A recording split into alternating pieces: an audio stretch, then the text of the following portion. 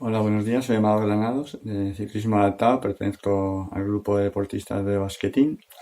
Y nada, estamos viviendo un momento de excepcionalidad y pese a que a todos nos cuesta un poco, pues nos tenemos que quedar en casa porque de esta manera es la única manera de que esto termine lo antes posible y a ver si de esa manera se pueden celebrar los Juegos Olímpicos este año y si no, probablemente los pospondrán para el año que viene y a ver si de esa manera también nosotros podemos empezar a entrenar con tranquilidad y ver qué sucede con nuestra vida deportiva.